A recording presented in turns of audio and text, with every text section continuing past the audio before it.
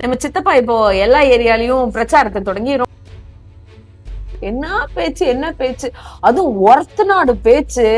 ஆனா பாவம் எடப்பாடியாரே அது பெருசா ஒர்த்தே இல்லைங்க. விவசாயிங்கோ விவசாயிங்கோன்னு அப்படி பேசுறீங்க. ஏங்க, பச்சை துண்டு போட்டவங்கள விவசாயினா மேட்டுப்பாளையத்தில் நீங்க வரும்போது கேட்டாங்களே கேள்வி, விவசாயி ஒன்றிய அரசு ஒத்துக்கலீங்கோ அப்படின்னீங்க. அப்புறம் எதுக்கு அந்த ஒன்றிய அரசனுடைய கூட்டணி வச்சிருக்கீங்க? டெல்லியில நாங்க ஆபீஸ் கட்டி இருக்கிறோங்க, அந்த ஆபீஸனுடைய திறப்பு விழாக்குதாங்க நாங்க டெல்லி போறோம் அப்படின்னு சொல்லி கார் மாதிரி எல்லாம் டெல்லி போனீங்கல்ல. அதனால என்ன சார் நடந்துச்சு? கொஞ்சம் சித்தப்பு சொன்னீங்கன்னா எங்களுக்கு கொஞ்சம் தெளிவா இருக்கும். தாவேக்கா அந்த கட்சி கூட உங்களோட கூட்டணிக்கு வரமாட்டேன்னு சொல்லிருச்சு. நீங்க எல்லாம் திராவிட முன்னேற்ற கழகத்தினுடைய கூட்டணியை பத்தி பேசலாமா? ஏன்னா அது அண்ணா திமுகன்னு ஒரு சில இடத்துல நீங்க மென்ஷன் பண்றீங்க. ஃபார் யுவர் கரெக்ஷன், அது அமித்ஷா திமுக மாத்திக்கோங்க. என்ன என்ன செஞ்சிட்டீங்க என்ன செஞ்சிட்டீங்கன்னு கேக்குறீங்க. நீங்க என்ன சார் செஞ்சீங்க? நீங்க தான் 10 வருஷம் அப்படியே பக்காவா உட்கார்ந்துட்டு இருந்தீங்க. ஒண்ணுமே நீங்க செய்யலன்றனாலதானே உங்களை எல்லாம் வீட்டுக்கு அனுப்பிச்சிட்டாங்க. பிசிகாவை கூப்பிட்டு பார்த்தாச்சு, அவங்க வரமாட்டேன்னு சொல்லிட்டாங்க. அடுத்தது யாரு கம்யூனிஸ்ட் கூப்பிட்டீங்க, அவங்களும் நிராகரிச்சிட்டாங்கன்னு சொல்லிட்டாங்க. அப்புறம் ஏதாச்சும் ஒரு குளறுபடி உண்டு பண்ணலாம் அப்படின்னு சொல்லி நாங்க இவ்வளவு நாள் போராடின. என்ன சார் நீங்க எல்லாம் போராடினீங்க? மிகப்பெரிய ஒரு ஆணையத்தை ஒரு அசோசியேட்டா மாத்தின பெருமை உங்க ஏடிஎம்கே காரங்கள தான் சார் சேரும். உங்ககிட்ட என்ன தெளிவு இருக்குங்கிறத பார்த்துட்டு அதுக்கப்புறம் எங்க கிட்ட வாங்க.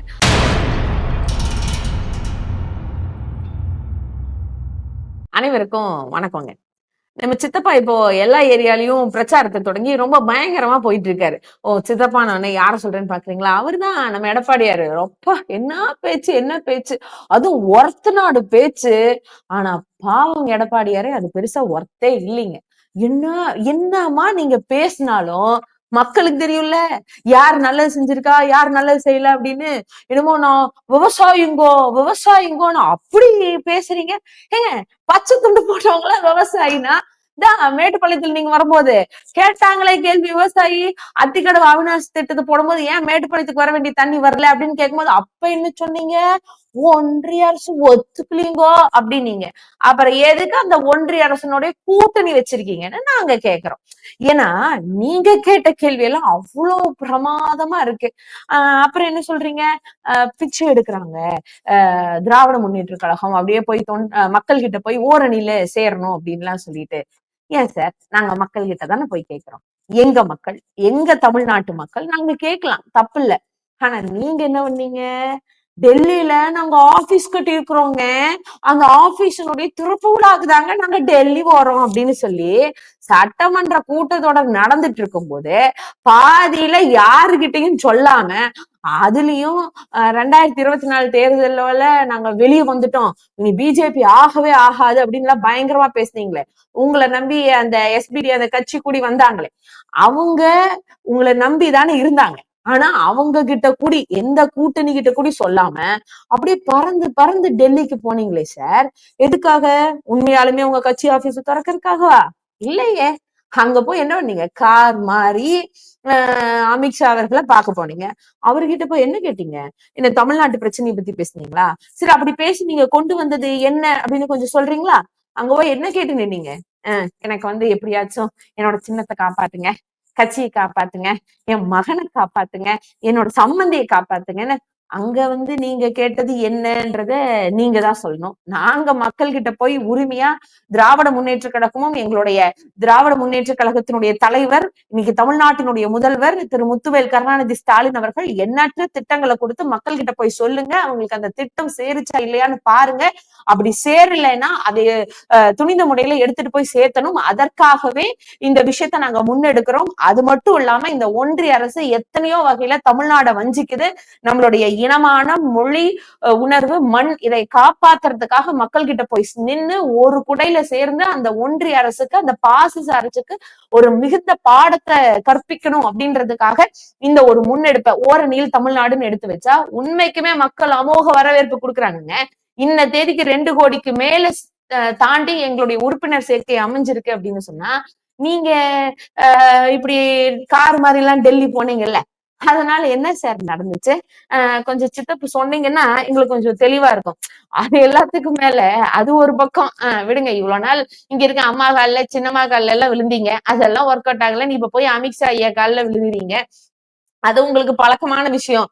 ஏங்க, கூட்டணிக்கு வாங்க கூட்டணிக்கு வாங்கன்னு கூவி கூவி விக்கிறீங்களே, எனக்கு புரியல.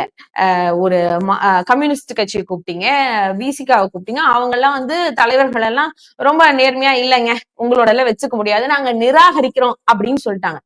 ஏன் சார் பிரம்மாண்டமான கட்சின்னு சொல்லிட்டு அடுத்த கட்சியை கூப்பிட்டீங்க பாருங்களேன். அதாவது பொய்ய மட்டுமே தன்னோட வாயிலிருந்து வர வைக்கக்கூடிய அளவுக்கு அதைய மட்டுமே சொல்லிட்டு ஒரே ஒரு போட்டோஷாப் போட்டா அதைய மட்டும் எடுத்துட்டு இன்னைக்கு தமிழ்நாட்டுல நானும் ஒரு கட்சி வச்சிருக்கேன், நானும் ஒரு கட்சி வச்சிருக்கேன்னு பேசிட்டு வராரே, அதான் சீமானண்ணே. அவங்கள போய் கூப்பிட்டீங்க, அவங்களும் நோ அப்படின்னு சொல்லிட்டாங்க. அதுக்கு மேல பண்ணையார், அவங்களுக்கு எல்லாம் அவ்வளவு சீன் இல்லைங்க, பால்வாடி குரூப் அவ்வளவுதான். இப்பதானே ப்ரீகேஜில உள்ள வந்திருக்கு அந்த கட்சி, தாவேக்கா, அந்த கட்சி கூட உங்களோட கூட்டணிக்கு வரமாட்டேன்னு சொல்லிருச்சு. நீங்க எல்லாம் திராவிட முன்னேற்ற கழகத்தினுடைய கூட்டணியை பத்தி பேசலாமா? ஒரு கூட்டணி அப்படின்னு சொன்னா அதுக்குடைய கொள்கை சரியா இருக்கணும். அந்த கொள்கை முதல் உங்க கட்சியினுடைய கொள்கை என்னன்னு உங்களுக்கு தெரியுமா? அதுக்கு மேல நீங்க அதிமுக அதிமுகன்னு சொல்லாதீங்க சார். அதிமுகவுக்கு உங்களுக்கு சம்பந்தமே இல்ல. ஏன்னா அது அண்ணா திமுகன்னு ஒரு சில இடத்துல நீங்க மென்ஷன் பண்றீங்க. ஃபார் யுவர் கரெக்ஷன் அது அமித்ஷா திமுகன்னு மாத்திக்கோங்க. ஏன்னா அந்த நிலைமையில தான் உங்களுடைய லெவல் போய்கிட்டு இருக்கு. மேல என்ன ஸ்கிரிப்ட் கொடுக்குறாங்களோ அந்த ஸ்கிரிப்ட பர்ஃபெக்டா படிச்சுட்டு மட்டும்தான் உங்களால இருக்க முடியுதே தவிர உங்களால சுயமா எதுவுமே பேச முடியல. அதுக்கு மேல இந்த மாதிரி பால்வாடி குரூப், இந்த பொய் சொல்ற குரூப், இதையெல்லாம் நான் கூட்டி நான் பெரிய கூட்டணியா உருவாக்க போறேன், திராவிட முன்னேற்ற கழகத்திற்கு எதிரியா நிக்க போறேன், இப்படி எல்லாம் இனிமேல்லாம் பேசிடாதீங்க. உங்களுக்கு எல்லாம் அந்த ஒர்த்தே கிடையாது. அதாவது எப்படி ஒரு விஷயத்த திரிக்க முடியுமோ திரிச்சு ஒண்ணுமே இல்லாத விஷயத்த இப்படி ஊதி ஊதி பெருசாக்குறீங்க. உங்களுக்கு ஒரு விஷயம் சொல்லட்டுமா? இன்னைக்கு இந்தியா டுடே ஆய்வு அறிக்கை ஒண்ணு வெளியிட்டு இருக்கிறாங்க. அதாவது நீங்க கூட்டணி வச்சிருக்கீங்கல்ல ஒன்றிய அரசு, ஒன்றிய அரசினுடைய அமைச்சர் பகத் சௌத்ரி அவர்களே சொல்லிட்டாங்க, இந்தியாவினுடைய தனிநபர் வருமானமே 1,16,710 தான். ஆனா தமிழ்நாடு அதிலிருந்தும் உயர்ந்து எந்த, அதாவது நல்லா புரிஞ்சுக்கோங்க, எந்த விதமான நிதி பகிர்வும் எங்களுக்கு கொடுக்க மாட்டேன்னு சொல்ல போதும், ஒன்றிய அரசு பட்ஜெட்ல தமிழ்நாடுன்ற பேரே இல்லாத போதும் கூட தன்னுடைய முனைப்புனால, அதே மாதிரி இந்த அதிமுக குரூப், சித்தப்பா நீங்க போகும்போது என்ன பண்ணி வச்சுட்டு போனீங்க, ஜிடிபி ரேட்டு -4.0 இருந்துச்சு. இன்னைக்கு பொருளாதாரத்துல இந்தியாவில தமிழ்நாடுதான் முதன்மை மாநிலம்னு சொல்லக்கூடிய அளவுக்கு இன்னைக்கு தமிழ்நாட்டினுடைய தனிநபர் வருமானம் 1,96,309 அப்படிங்கிற ஒரு நிலைப்பாட்டுக்கு இன்னைக்கு நாங்க கொண்டு வந்து நிறுத்தி இருக்கோம்னு சொன்னா இதற்கு காரணம் எங்களுடைய திராவிட மாடல் ஆட்சி. என்ன செஞ்சிட்டீங்கன்னு கேக்குறீங்க. நீங்க என்ன சார் செஞ்சீங்க? நீங்க தான் 10 வருஷம் அப்படியே பக்காவா உட்கார்ந்துட்டு இருந்தீங்க, ஒண்ணுமே நீங்க செய்யலன்றதுனாலதானே உங்களை எல்லாம் வீட்டுக்கு அனுப்பிச்சிட்டாங்க. இத்தனைக்கும் அம்மையார் ஜெயலலிதா அவர்கள் இருக்கும் போது கூட கொஞ்சம் நாச்சும் கட்சியில இந்த வெக்கமானம் சூடு சொரணை இதெல்லாம் இருந்துச்சு. ஆனா இன்னைக்கு முழுக்க முழுக்க அடிமை சாசனம் எழுதி கொடுத்துட்டு உட்கார்ந்துட்டு இருக்கீங்க. எப்படி நீங்க அதை தாண்டி இப்படி மக்கள் முன்னாடி வந்து நின்று பேசுறீங்கன்னு தெரியல. அந்த விவசாயி அந்த பிரச்சனைக்கு வரேனே, நாங்க விவசாயிக்காக அப்படி பாடுபடுவோம், நான் இன்னும் மாடு மேய்ச்சிட்டு தான் இருக்கிறேன், நான் இன்னும் வயல்ல இறங்கி வேலை செய்யறேன், விவசாயி படுற கஷ்டம் எனக்கு நல்லா தெரியும், விவசாயிக்காக நான் என்ன வேணாலும் செய்வேன்னு சொன்னீங்களே எடப்பாடியாரு, அப்போ விவசாயிக்கான வேளாண் திருத்த சட்டத்துல சைன் பண்ணது யாரு? நீங்க தானே சைன் பண்ணீங்க. அப்ப அத பத்தி நீங்க பேசாம சும்மா வந்து சப்பக்கட்டு கட்டிட்டு இருக்கீங்க. ஆனா விவசாயிகளுக்கு ஒரு பிரச்சனைங்கும் போது என்னைக்குமே அது துணித முறையில நடவடிக்கை எடுத்து இன்னைக்கும் தமிழ்நாடு வரலாற்றிலே வேளாண்மைக்குன்னு தனி பட்ஜெட்டை ஒதுக்கியதே இதே திராவிட முன்னேற்ற கழக ஆட்சிதான் அப்படின்னு சொன்னா அதை உங்களால மறுக்க முடியுமா? அதுக்கு மேல என்ன ஒரு காழ்ப்புணர்ச்சி பொறாம பாருங்க. உங்களுடன் ஸ்டாலின் எல்லாரும் 46 துறையை போட்டு முதலமைச்சர் வேலை செய்யறாரு, அதிகாரிகளை வச்சு வேலை செய்யறாரு. ஏன்னா அதிகாரிகளை வச்சுதானே வேலை செய்யறோம். யாருக்கு வேலை செய்யறோம்? அவங்கவுங்க வீட்டுக்கா? இல்லைங்க, மக்களுக்காக வேலை செய்யறோம். இனி அரசாங்கத்தை தேடி மக்கள் வந்தது போகுதும், மக்களை தேடி அரசாங்கம் போகட்டும் அப்படின்னு சொல்லி ஒரு பட்டா சிட்டா பிரச்சனை, ஏதாச்சும் ஒரு சின்ன சின்ன பிரச்சனையாக இருந்தாலும் அவங்க ஒவ்வொரு நாளும் மெனக்கெட்டு இங்க வராங்களே, அவங்களோட தேவையை தீர்த்து வைப்போம்னு சொல்லி ஒரு உயர்ந்த உள்ளத்தோட முதல்வரே இறங்கி அங்க ஒவ்வொரு இடத்துக்கும் போய் நிக்கிற மாதிரி இன்னைக்கு 10,000க்கும் மேற்பட்ட குழுக்களை அமைச்சு அதிகாரிகள் இறங்கி இன்னைக்கு அவ்வளவு துரிதமா அந்த வேலையெல்லாம் நடந்துட்டு இருக்கு அப்படின்னு சொன்னா இன்னைக்கு மக்கள் பாராட்டுறாங்கங்க. அதெல்லாம் பார்க்கும்போது உங்களுக்கு பயமா இருக்கா சார்? அப்ப பயப்படுங்க. ஏன்னா மக்களுக்கு எல்லா விஷயமும் நல்லா போய் சேருது இல்ல. இன்னைக்கும் நாங்க சொல்றோம், இதே இந்தியா டுடே ஆய்வுல 2022 அதிமுக பீரியட்ல இருக்கும்போது கிட்டத்தட்ட முக்கியமான 10 துறைகள் அவங்களுடைய வளர்ச்சி பின்னடைவுலதான் இருந்துச்சு. ஆனா இன்னைக்கு இந்த 4.5 வருஷத்துல அதனுடைய வளர்ச்சியும் முன்னேறி வந்திருக்கு அப்படின்னு சொல்லி இன்னைக்கு அந்த ரிப்போர்ட் சொல்லுது. அதை தாண்டி தொடர்ந்து ஒரு முதல்வர் டாப் 5 லிஸ்ட்ல இருக்காரு அப்படின்னு சொன்னா அது நம்மளுடைய தமிழ்நாட்டு முதல்வர் திரு முத்துவேல் கருணாநிதி ஸ்டாலின் அவர்கள் தான் அப்படிங்கிறத ஒரு ஆய்வறிக்கையாவே இன்னைக்கு கொடுக்கப்பட்டிருக்கு. இது மக்களுக்கே வெளிப்படையா தெரியுது அப்படின்னு சொன்னா மக்கள் எங்களை ஏத்துக்கிட்டாங்க. நீங்க என்ன எங்களை பத்தி குறை சொல்றது? அதுக்கு எல்லாத்துக்கும் மேல இப்போ பிசிகவை கூப்பிட்டு பார்த்தாச்சு, அவங்க வரமாட்டேன்னு சொல்லிட்டாங்க. அடுத்தது யாரு கம்யூனிஸ்ட் கூப்பிட்டீங்க, அவங்களும் நிராகரிச்சிட்டாங்கன்னு சொல்லிட்டாங்க. அப்புறம் ஏதாச்சும் ஒரு குளறுபடி உண்டு பண்ணலாம் அப்படின்னு சொல்லி காங்கிரஸ், இப்ப காங்கிரஸ் எடுத்துட்டீங்க, மேதகா அணை பத்தி எல்லாம் சொல்றீங்க. அது எல்லாத்துக்கும் மேல ஒரு விஷயத்த சொன்னாரு பாருங்க, இந்த காவிரி மேலாண்மை அமைச்சது நாங்க தான், அதுக்காக நாங்க இவ்வளவு நாள் போராடினேன். என்ன சார் நீங்க எல்லாம் போராடினீங்க? எனக்கு புரியல. காவிரி ஆணையம் அப்படிங்கிறது ஒண்ணு இருக்கா அப்படிங்கறத இங்க பிரச்சனை தாங்க. இப்ப அது இருக்கா, இருந்தா எங்க இருக்குன்னு காமிங்களேன். அதை மடை மாற்றி தானே அதை அசோசியேஷனா மாத்தி ஜல்ஜீவன் மினிஸ்ட்ரிக்கு கீழே அதை கொண்டு வந்து அதற்கான சட்ட திருத்தம் செஞ்சு அதற்கு அடிமையா நின்று கையெழுத்து போட்டது யாருங்க? மிகப்பெரிய ஒரு ஆணையத்தை ஒரு அசோசியேட்டா மாத்தின பெருமை உங்க ஏடிஎம்கே காரங்கள தான் சார் சேரும். ஏன்னா எல்லா விஷயத்திலயும் ஒரு முரண்பாடு, எல்லா விஷயத்திலயும் தமிழ்நாட்டு மக்களை பத்தி எல்லாம் யோசிக்காம தான் கட்சி வளரணும், அதுக்கு மேல என் வீட்டுக்கு ஐடி இடி ரைடு வரக்கூடாது அப்படின்றதுக்காக என்னெல்லாம் சொன்னீங்க. அம்மாவை பத்தி இழிவா பேசினாங்க, இல்ல அண்ணாவை பத்தி இதா பேசினாங்க, அதை தாண்டி எங்களுடைய கட்சியை பத்தி இதா பேசினாங்க. அதனால பிஜேபியோட ஒரு காலம் நாங்க கூட்டணி வைக்கவே மாட்டோம் அப்படின்னு சொல்லி பொய் சொல்லிட்டு இன்னைக்கு அதே பிஜேபியோட கூட்டணி சேர்ந்திருக்கீங்களே. நான் உங்களை பார்த்து ஒண்ணு கேக்குறேங்க. எங்களுடைய துணை முதல்வர் என்ன சொன்னாரு? திரு உதயநிதி அண்ணா அவர்கள் ஓப்பனாவே சொன்னாரு சட்டப்பேரவையில, நீட் அப்படிங்கிற ஒரு விஷயத்தினால இன்னைக்கு தமிழ்நாட்டு மாணவர்கள் ரொம்ப பாதிக்கப்படுறாங்க.